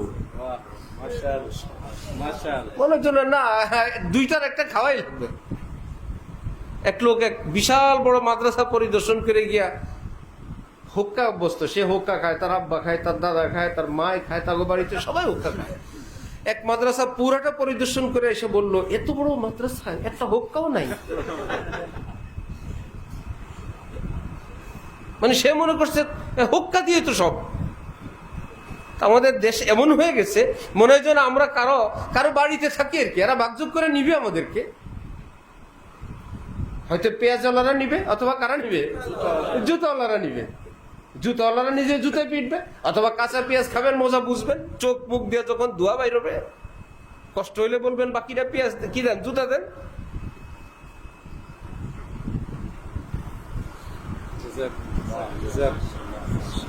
সময় মতন যাকে চেয়ার বসানোর বসায় দিবেন, আর 5 বছর চিলেবেন, আল্লাহ বিচারাইতে গেলে টাকা লাগে, ওনার কাছে যাওয়া যায় না, কাছের লোক তো বহুত খারাপ।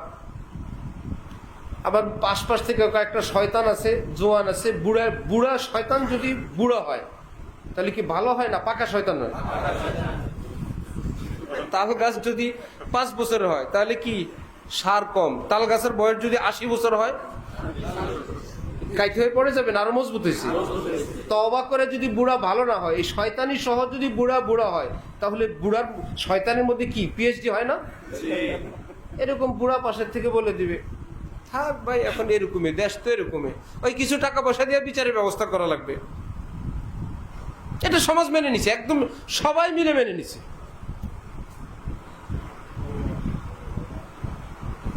এবার যে টাকা বেশি দেয়, এবার দুনো পক্ষের টাকা খায়, অথবা 2 গ্রুপ 2 পক্ষের টাকা খায়। আবার ভিতরে তারা হাসাহাসি করে যে একটা মিলতাল আমরা করে দিব, তুই কত নিছিস এত এই পার্টির থেকে, তুমি কত নিছো ওই পার্টির থেকে এত। একটা মাঝামাঝি কেমনে? এক লোক বেহুশ হয়ে রাস্তার পাশে পড়ে আছে, কেউ বলে মরা, কেউ বলে জেতা, মারামারির অবস্থা। 2 পক্ষ 2 ডাক্তার নিয়ে আসছে, এনে এখন ডাক্তাররা সিদ্ধান্ত দেখলো ভাই অবস্থা খারাপ। মরা বললে জেতা পার্টি মারবে, জেতা বললে মরার পার্টি মারবে। রুগী একটার অবস্থা কি 2টা না 1টা? হয়তো মরা। এরা বললো যে এইরকম গুলো ফতোয়া দিলে অপর পক্ষের মায়ের নিশ্চিত। এরা এখন সবকিছু দেখে টেকে বললো, আল্লাহর রহমতে রুগী সব ঠিক আছে, মাথা থেকে পা পর্যন্ত সবকিছু কি ঠিক আছে, সামান্য সমস্যা শুধু জানডা বাইরে গেছে। এটা হলো 2 পক্ষকে খুশি করার ফতোয়া। এইবার যারা বললো যেটা বলছিলাম দেখছস, বলছে না মাথা থেকে সব ঠিক, আমরা এই জন্যই বলছিলাম, মরে নেই। অপর পক্ষে বলে তুই সব ঠিক নিয়ে বসে থাক, জান বাইরে হয়ে গেছে, সেটা শুনিস নাই। দুনো পক্ষকে খুশি করে দিয়া সবাই বলে যাই হোক। কঠিন অবস্থা এটা, গ্রামীণ পর্যায়ে, মহল্লা পর্যায়ে, ওয়ার্ড পর্যায়ে, উপজেলা থানা পর্যায়ে, উপরের পর্যায়ে এটাই হয়ে গেছে ব্যবস্থা। বিচার মানে হলো টাকা, বিচার মানে হলো টাকা, বিচার মানে হলো শক্তি। যে যারা একটু ক্ষমতাবান তারা একটা ভুল বিচ্যুতি করতেই পারে, মার দিতেই পারে। তুমি তো মায়ের খাওয়ার পার্টি, এখানে মুখ খোলা যাবে না, কথা বলা যাবে না, এখানে ন্যায্যতার কোনো কথা নাই, এখানে অধিকার বলতে কিচ্ছু নেই। এখান থেকে বের হওয়া দরকার, আত্মমর্যাদা অর্জন করা দরকার। নিজে একজন দেশের নাগরিক, সে নাগরিকের সুনাগরিকের পরিচয় বহন করা দরকার। নিজের সিদ্ধান্ত নিজে নিব, শক্ত অবস্থানে আসা দরকার। এরকম পাড়ায় মহল্লায় যদি কিছু মানুষ তৈরি হয়, ইনশাআল্লাহ দেশের চেহারা পরিবর্তন হবে না ইনশাআল্লাহ। আজ না হোক কাল। নদীর পাড় ভাঙে, এক ঢেউয়ে ভাঙে? জি না, ঢেউ বেচারায় বছর বছর ঢেউ দিয়ে আঘাত করতেই থাকে। ঠিকই যখন সময় আসে বিশাল বিশাল অট্টালিকা ভেঙে পড়ে। আঘাত করতে থাকবো হক নিয়ে, সত্য নিয়ে। অন্যায় প্রাসাদ ভেঙে পড়বেই পড়বে ইনশাআল্লাহ। ওয়াযাক্কির ওয়াযাক্কির ফাইন্না যিকরা তানফাউল মুমিনিন। নবীকে আল্লাহ পাক বলছেন আপনি নসিহত করতে থাকেন, আপনি নসিহত করেন। 1 দিন 2 দিন 3 দিন মুমিনের অন্তরে নসিহত প্রভাব ফেলবেই, ফায়দা হবেই। এখন এমন হয়ে গেছে, মৌলবী বাণী হলো, মৌলবী শুধু নামাজ রোজা নিয়ে থাকবেন। হ্যাঁ, আমরা চুরি করব, ডাকাতি করব, নষ্টামি করব, টাকার ভাগ করব, মদের ব্যবসা করব, জিনা ব্যভিচার করব। কি মুক্তিযুদ্ধ স্মৃতি অথবা মুক্তিযুদ্ধ সংস্কৃত অনুষ্ঠান 1 মাস ব্যাপী মেলা চলবে, জিনা চলবে, নেশা চলবে। যেহেতু মুক্তিযুদ্ধ নাম আছে, এটা হালাল। কত বড় শয়তানি দেখছেন? যেহেতু ওটার নামে আপনি মাহফিল করবেন, আপনার বহুত অফিস থেকে আপনাকে পারমিশন আনতে হবে। কালচারটা কোথায় গেছে? এটা মুসলিম দেশে। ভারতে হিন্দুদের ধর্মীয় কোনো ব্যাপার নিয়ে সরকারের কাছে কোনো আবদার আছে, কোনো আবেদন আছে? দেশটা হিন্দু অধ্যুষিত। এখানে আবার কি আছে? এই দল সেই দলের ব্যাপার আছে, হিন্দু ধর্ম নিয়ে কোনো কথা নাই। আমেরিকায় খ্রিস্টানদের কোনো খ্রিস্ট ধর্ম নিয়ে কোনো আন্দোলন আছে? ভাই, এই দলও খ্রিস্টান, সেই দলও খ্রিস্টান। মুসলমান আছে সেই দেশে, অন্য ধর্ম আছে, যেহেতু তারা অল্প সংখ্যায়, তাদের নাগরিক হিসেবে থাকবে। তা আমাদের দেশের 90% মুসলমান। এই দল যাক আর সেই দল যাক, কমপক্ষে ইসলামের ব্যাপারে তো আমরা একটু নিরাপত্তা বোধ করবো যে মুসলমানরা এই দল যাক আর সেই দল যাক, আমাদের কোরআন নিয়ে, হাদিস নিয়ে, দাড়ি নিয়ে, মাদ্রাসা নিয়ে, মসজিদ নিয়ে, মাহফিল নিয়ে, ইসলাম নিয়ে। কারণ যারা যাবে তারা তো মুসলমান। কিন্তু আজকে আমরা সেই নিরাপদে, তার মানে এমন লোক নামধারী মুসলমান, তারা ক্ষমতায় যাবে, নামী মুসলমান, কিন্তু তারা সম্পূর্ণ ইসলাম বিদ্বেষী, অথবা ভোট কালেকশনের জন্য যা বলা লাগে, যা করা লাগে। ভিতরে ভিতরে জিনার লাইসেন্স, মদের লাইসেন্স, চুরির লাইসেন্স, বিদেশের সঙ্গে অন্যায় চুক্তি, মাদ্রাসা মসজিদের উপরে বিশাল বড় নজরদারি, কত রকমের। যে আলেমরা উত্তরবঙ্গে মুসলমান নাস্তিক বানায় ফেলছে, খ্রিস্টান বানায় ফেলছে, কাদিয়ানি বানায় ফেলছে। আলেম ওলামারা গিয়ে সেই মুসলমানদেরকে বুঝায়, ভাই এটা তো ঠিক না। বললো এতদিন পরে আসছেন, আচ্ছা ঠিক আছে, আমি কালেমা পড়ে আমি আমার ধর্মে ফিরে গেলাম। তাদেরকে জেলে যাওয়া লাগে, তারা জেলে যায়। আর যারা এই মুসলমানদেরকে খ্রিস্টান এবং কাদিয়ানি বানাইতেছে, তারা এলাকাকে এলাকা দখল করতেছে, কিনতেছে। তাদের কোনো জেলও নাই, জুলুমও নাই, দেশের কোনো আইন তাদের জন্য নাই। রোহিঙ্গা ক্যাম্পে এনজিওদের সমস্ত কাজ চলতেছে, কিন্তু বক্তব্য কায়েম করা মুশকিল। 10-12 লক্ষ রোহিঙ্গা ক্যাম্পে এরকম যদি সামনে আরো 10-12 বছর মক্তব মুক্ত শিক্ষা ব্যবস্থা এনজিওরা চালায়, এদের দিয়েই বাংলাদেশ বিরোধী যুদ্ধ শুরু হয়ে যাবে।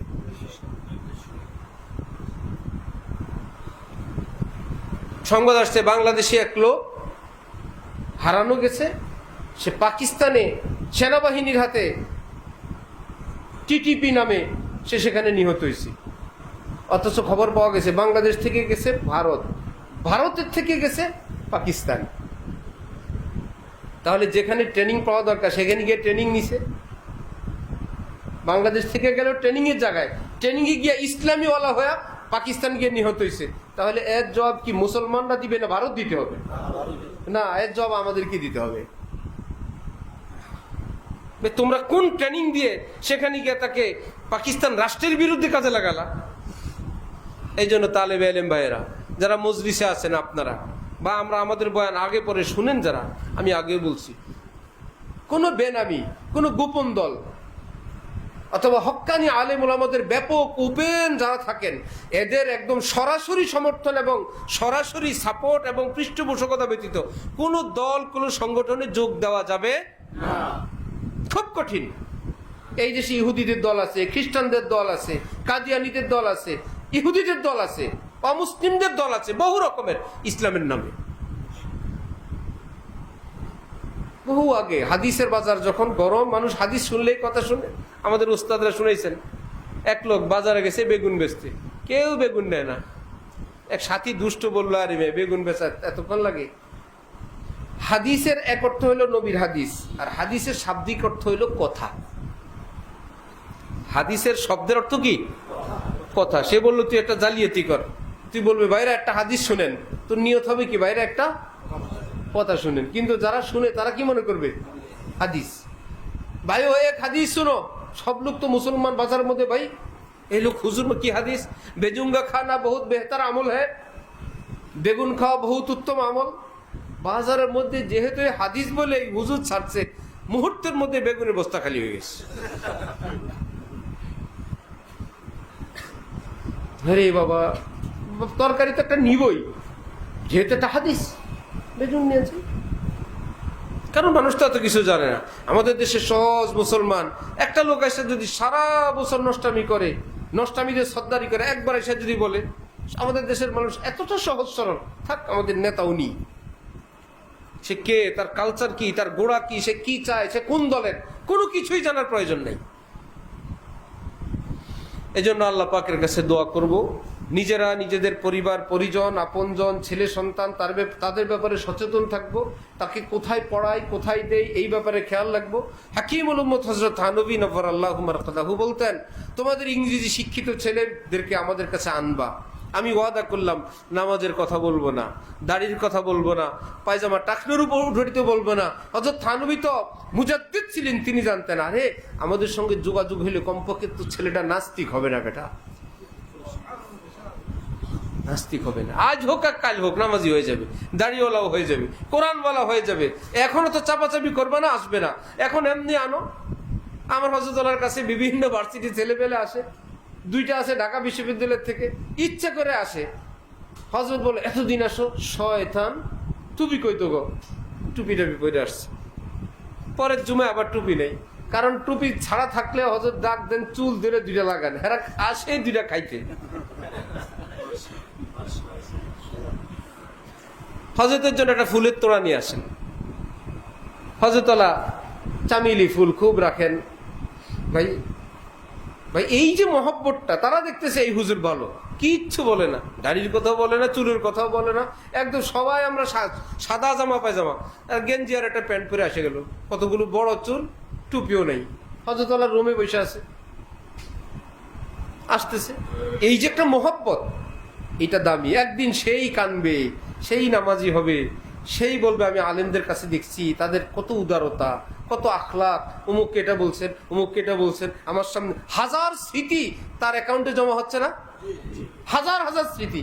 আর আমি আপনি হলে আগামী সপ্তাহে একদম দাড়িওয়ালা টুপিওয়ালা হয়ে আসবা, সে বলল সালামুন আলাল মুরসালিন, আজও গেলাম কাল গেলাম। তাহলে হাজার হাজার যে দ্বীনি রত্ন তাকে ট্রান্সফার করার একটা ব্যবস্থা ছিল, সেটা বন্ধ হয়ে গেল না। আমাদের অবস্থা হলো এরকম, গরম ওয়াজ এবং নগদ ওয়াজ। যে কোনো ভাবে মুসলমানদেরকে মাদ্রাসার সঙ্গে জোড়ান, স্কুল কলেজে ছেলেদেরকে জোড়ান, দ্বীনি মা বোন যারা আছেন অন্যান্য মেয়েদেরকে দ্বীনের সঙ্গে জোড়ান, কোনো না কোনো ভাবে একটা উৎসূত্রে জুটতে জুটতে একদিন না একদিন আসবেই। সবাই তো আর হুজুর হবে না, সব পিসাব সাইকুলাদিস হবে না, এই দেশের নাগরিক হবে, বিভিন্ন পদে পদে পোস্টে পোস্টে যাবে। এরা যদি আলেম মুখী হয়, এরা যদি মাদ্রাসা মুখী হয়, এরা যদি পরকাল মুখী হয়, দেশে শান্তি হবে, চুরি কমবে, দুর্নীতি কমবে, জিনা ব্যভিচার কমবে। তাহলে দেশে কি গজব হবে না রহমত আসবে? আল্লাহ আমাদেরকে দ্বীনের বুঝ দেন, আল্লাহ আমাদেরকে এবং আমাদের দেশের সকল মানুষকে দ্বীনের সহি বুঝ দান করেন। শুরুর কথা আবার বলে শেষ করি, আল্লাহ আমাদেরকে শেষ করছেন আমল বেশি করার জন্য না সুন্দর করার জন্য? সুন্দর করতে হলে জানতে হবে যে কেমনে আমল সুন্দর হয়। এক এক জিনিসকে সুন্দর করার এক এক পদ্ধতি। গাড়ির ডেকোরেশন আর বাড়ির ডেকোরেশন একটা গাড়ি কিনছেন, আপনি এটাকে সুন্দর করবেন, আপনি জানেন যে ভাই সুন্দর ফিটিংস এবং সুন্দর টাইলস এবং ভালো হাই কমোড দিলে বাড়ি সুন্দর হয়, এগুলো কিনে আপনি গাড়ির সামনে নিয়ে আসছেন, কারণ এগুলো সুন্দর করার জিনিস, এগুলো বাড়ির, গাড়ির না, ঠিক না? এবার আপনি কতগুলো কসমেটিক্স কিনে নিয়ে আসছেন বাড়ির জন্য, বাড়ি সুন্দর করবেন, আলতা, lipstick, lip liner, eye liner, makeup, এগুলা বাড়ির না নারীর? এগুলা নারীর। মাশাআল্লাহ মাশাআল্লাহ। নারী সুন্দরের জন্য এই কসমেটিক্স, বাড়ি সুন্দরের জন্য এটা, গাড়ি সুন্দরের জন্য সেটা, আছে কি না? এক এক জিনিস সুন্দরের এক এক সিস্টেম। আমল সুন্দর করার সিস্টেম, জীবন সুন্দর করার সিস্টেম হযরত মুহাম্মদুর রাসূলুল্লাহ সাল্লাল্লাহু আলাইহি ওয়াসাল্লাম। আল্লাহ পাক বলেন নবীকে আমার ভীষণ সুন্দর লাগে। তোমরা যদি কেউ সুন্দর হইতে চাও, নবীর মতন সুন্দর হয়ে আসো। আমার এই ডিজাইন বড় পছন্দ, এই চেহারা পছন্দ, এই দাড়ি পছন্দ, এই জামা পছন্দ, এই চুল পছন্দ, এই হাঁটা পছন্দ, এই মুনাজাত পছন্দ, এই রুকু পছন্দ, মুনাজাতও পছন্দ, এই চুপ থাকাও পছন্দ, কথা বলাও পছন্দ, এই মুস্কি হাসিও ভীষণ পছন্দ। আমার নবীকে আমার অনেক ভালো লাগে। কেউ যদি আমার কাছে ভালো হইতে চাও, নবীর মতো নকল করো, ওয়াদা করলাম আমি তোমাকেও ভালোবাসবো। তাহলে আমল সুন্দর করার জন্য পদ্ধতি সুন্নতের তরিকা মানে থাকবে। সুন্নতকে এই সুন্নত বললে সুন্নত হয়ে যাবে না শিখতে হবে? কোন আমলে কি সুন্নত, কোন আমলে কি সুন্নত, কোন আমলে কি সুন্নত শুরু করবে ইনশাআল্লাহ। আল্লাহ পাক তৌফিক দান করুন। ওয়া আখিরু দাওয়ানা আলহামদুলিল্লাহি রাব্বিল আলামিন। বসছিলাম একদম 8:30টার নিয়ত করে, 8:30টায় ছুটি দিয়ে দেব। হ্যাঁ, পানি তো আগে।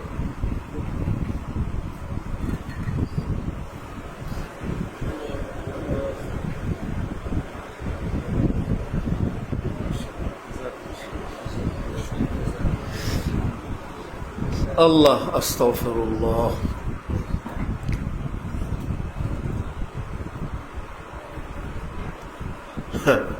কোন এলাকায় ইমাম সাহেবের ছেলে হয়েছে, অনেক লোক নামাজ ছেড়ে দিছে।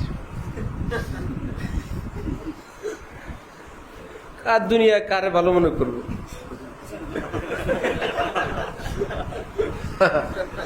বুঝছেন,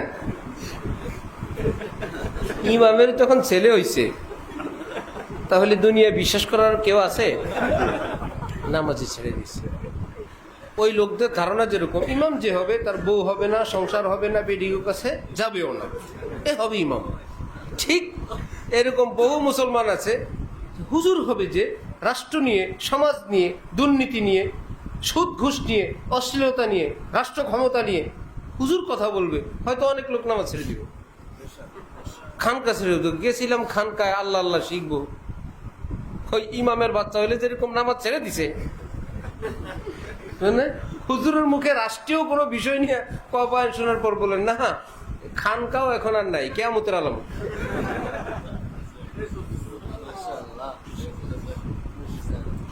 বহুত খারাপ না, ইমাম বহুত খারাপ ভাই। রাসূল সাল্লাল্লাহু আলাইহি ওয়াসাল্লাম এই পৃথিবীর রাষ্ট্র পরিচালনার সর্বোৎকৃষ্ট উদাহরণ এই পৃথিবীতে রেখে গেছেন।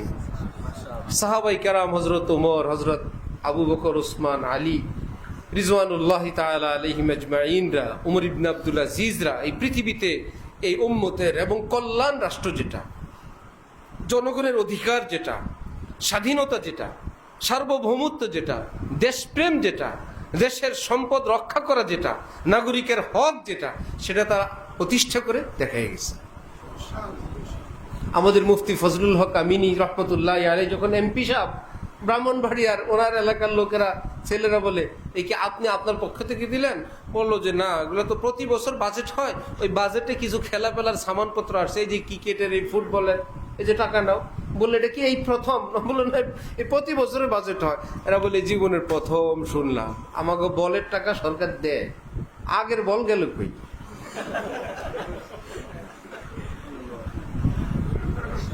অসংখ্য বাজেট আছে, এগুলো এই পর্যন্ত এগুলো ওপেনই হয় নাই, কেউ জনগণ জানেই না এই নামে একটা বাজেট আছে। আপনার জানতে যাওয়া নিষেধ, আপনি জানতে গেলে আপনার পিছনে নামাজ পড়বে না, বুঝেন নাই? যেহেতু হুজুরের ছেলে হইলে নামাজ ছেড়ে দিছে, এই অবস্থা। আল্লাহ আমাদের দেশের মানুষের এই চিন্তা চেতনার মধ্যে আল্লাহ পাক পরিবর্তন আনেন। আল্লাহ পাক তৌফিক দিলে চলতি মাসের শেষের দিকে উমরার সফরের নিয়ত আছে ইনশাআল্লাহ। আমাদের ফ্যামিলি, বড় করে ফ্যামিলি, আমার ঘরের বাচ্চারা, মা, আমার আব্বা আম্মা, শ্বশুর শাশুড়ি, আমার 2 ভাই, আল্লাহর রহমতে মার্কাজুল ইহসানের অনেক ছাত্র, শিক্ষকরা কয়েকজন, হইতে হইতে যেহেতু অনেক সময় নিয়ে প্রস্তুতি নিলাম, জানতে জানতে আমাদের বন্ধু বান্ধব অনেকেই তাদের পরিবার নিয়ে যাবেন, অনেক বন্ধু বান্ধব। দোয়া করেন আল্লাহ যেন সবকিছু সুন্দরভাবে, সুষ্ঠুভাবে ব্যবস্থা করেন, যাওয়ার তৌফিক দান করেন। এজন্য আগামী মাসের মাসিক মজলিস মুলতবি থাকবে, এটাই স্বাভাবিক এই রুটিনের মধ্যে। বাকিটা যেহেতু 30 অক্টোবর সফর, 13ই নভেম্বর দেশে আসার প্রোগ্রাম ইনশাআল্লাহ। আমি একটু অসুস্থ, ঠান্ডা অনেক দিন, আমার শ্বাসকষ্ট, আবার গলায় কিছু কষ্টের জন্য চিকিৎসার জন্য বিভিন্ন ডাক্তার পরামর্শ হয়েছে, হয়তো দেশের বাইরে এর আগে হয়তো যাওয়া লাগতে পারে। যদি হয়ে যায় কাগজপত্র চিকিৎসার জন্য যাওয়া লাগতে পারে, দোয়া করবেন আল্লাহ সুস্থ করে দেন ইনশাআল্লাহ। দুরূদ শরীফ পড়ি। আল্লাহুম্মা সাল্লি আলা সাইয়্যিদিনা মুহাম্মদ ওয়া আলা আলি সাইয়্যিদিনা মাওলানা মুহাম্মদ ওয়া আলিহি ওয়াসাল্লাম।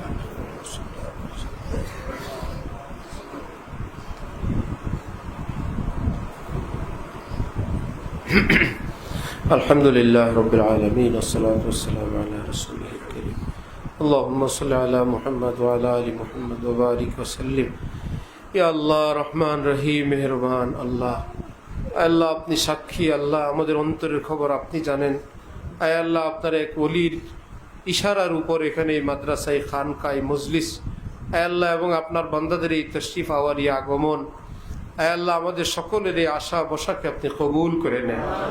আয় আল্লাহ এই উসিলে আমাদের সকলকে আপনার মহব্বত দান করেন, গুনাহমুক্ত জিন্দেগি দান করেন, পেরেশানি মুক্ত জিন্দেগি দান করেন।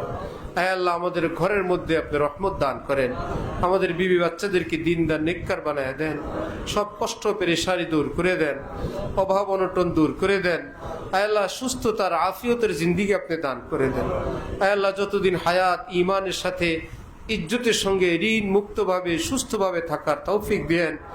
আয় আল্লাহ ঈমানের সঙ্গে দুনিয়ার থেকে যাওয়া আপনি মঞ্জুর ফরমান। আল্লাহ আপনার ওলিদেরকে ভালোবাসার তৌফিক দান করেন, ওলিদের জীবনী আমাদের জীবনের মধ্যে আনার তৌফিক দান করেন। আয় আল্লাহ সেই জিন্দা সেজদা আমাদেরকেও দান করে দেন। আয় আল্লাহ সকল গুমরাহি থেকে আমাদেরকে মুসলমানদেরকে হেফাজত ফরমান। আয় আল্লাহ এই মাদ্রাসাকে কবুল ফরমান। আয় আল্লাহ উস্তাদ, ছাত্র, অভিভাবক, এলাকাবাসী, আয় আল্লাহ মোহব্বতওয়ালা, খরচ করনেওয়ালা সবাইকে আপনি কবুল ফরমান। এই মজলিসকে কিয়ামত পর্যন্তের জন্য কবুল ফরমান। এই মাদ্রাসার এরিয়াকে সুপ্রশস্ত বানায় দেন। ছাত্রদের জন্য আয় আল্লাহ ঘর, মাদ্রাসার ঘরের ব্যবস্থা করে দেন, মসজিদের ব্যবস্থা করে দেন। আয় আল্লাহ স্বাস্থ্যসম্মত থাকা, খাওয়া, পড়ালেখার পরিবেশ কায়েম দায়েম করে দেন। এর জন্য আপনার বান্দাদেরকে আপনি তৈরি করেন। আয় আল্লাহ নিজেদের থেকে খেদমতে আগে আসার তৌফিক আপনি দান করে দেন। আয় আল্লাহ এই মজলিসের জন্য অনেক ভাইয়েরা খরচ করেন, কষ্ট করেন, কোরবানি করে বিভিন্ন জায়গা থেকে আসেন। আয় আল্লাহ সবাইকে সহি সালামতে নিজ নিজ গন্তব্যে যাওয়ার তৌফিক দিয়েন, সব বিপদ আপদ থেকে নিরাপদে রাখেন। আয় আল্লাহ সকলকে তার ঘরের আপনজন প্রিয়জন সহ দিনদার আল্লাহওয়ালা হিসেবে কবুল করে নেন। আল্লাহ আয় আল্লাহ আমার পীর ও মুর্শিদ হযরত আল্লাহর হায়াতে খুব বরকত দান করেন, সুস্থতার সাথে আয় আল্লাহ আফিয়তের সাথে বরকত দান করেন। আয় আল্লাহ 18 অক্টোবর হযরতের জামিয়া হাকিমুল উম্মতের আয় আল্লাহ আজীবন সদস্য সম্মিলনকে অকল্পনীয়ভাবে আপনি কবুল ফরমান, বরকত দ্বারা আপনি ভরপুর মদত ফরমান। আয় আল্লাহ সমস্ত বালা মুসিবত পেরেশানি থেকে আপনি হেফাজতে রাখেন। আল্লাহ মার্কাজুল সুন্নাহ, মার্কাজুল ইহসান সহ এই দেশে যত মাদ্রাসা, আয় আল্লাহ সারা জাহানে যত দ্বীনি মাদ্রাসা আছে আপনি কবুল করে নেন, সব জরুরত পুরা করে দেন। আয় আল্লাহ জাহিরি বাতিনি তারাক্কি দান করেন। আয় আল্লাহ এই দেশের উপর খাস রহমত দান করেন। এই দেশের নাগরিক দিকে আপনি আয় আল্লাহ সজাগ সচেতন হওয়া তৌফিক দান করেন। আয় আল্লাহ দেশ পরিচালনার দায়ভার আয় আল্লাহ জিম্মাদারি আপনি কোনো সৎ যোগ্য মানুষের হাতে দান করে দেন। আয় আল্লাহ অযোগ্য অসৎ মানুষ থেকে আপনি হেফাজত ফরমান, গোমরা পথভ্রষ্টদের থেকেও হেফাজত ফরমান। আয় আল্লাহ আলেমদের দুশ্মনদের থেকে হেফাজত ফরমান, যাদের দ্বারা দ্বীন ইসলামের ক্ষতি হবে এদের থেকেও হেফাজত ফরমান। আয় আল্লাহ আপনি আলিমুল গায়ব, আপনি সব জানেন। আয় আল্লাহ আমাদের জন্য, দেশের জন্য, সকল স্তরের জনগণের জন্য, দেশের সম্পদের জন্য যারা উত্তম উৎকৃষ্ট, আয় আল্লাহ আপনি কুদরতিভাবে এইরকম শাসকবৃন্দ আপনি দান করে দেন। আয় আল্লাহ আমাদের শিক্ষা ব্যবস্থাকে আপনি আয় আল্লাহ আমাদের দিন ধর্মওয়ালা হওয়ার ব্যবস্থা করে দেন। আয় আল্লাহ ভিতরে বাইরে জানা অজানা, দেখা অদেখা যত ষড়যন্ত্র আপনি সব নস্যাৎ করে দেন। আমাদের দেশকে সুবিশাল বানায় দেন, শক্তিশালী বানায় দেন, ঋণ মুক্ত করে দেন। আয় আল্লাহ, আয় আল্লাহ যারা ভুল পথে উপার্জন করে আয় আল্লাহ এই পথ পরিহারের তৌফিক দান করে দেন, হালাল ভাবে রুটি রুজির ব্যবস্থা করে দেন। আয় আল্লাহ আমাদের আপনজন যারা কবরবাসী তাদের কবর আযাব মাফ করে দেন। আয় আল্লাহ তাদের ভুল বিচ্যুতি মাফ করে দেন। আয় আল্লাহ উপস্থিত সকলের দিলের নেক মাকসুদ আপনি কবুল ফরমান। সুবহান রাব্বিকা রাব্বিল ইজ্জাতি আম্মা ইয়াসিফুন ওয়া সালামুন আলাল মুরসালিন ওয়ালহামদুলিল্লাহি রাব্বিল আলামিন। সাল্লাল্লাহু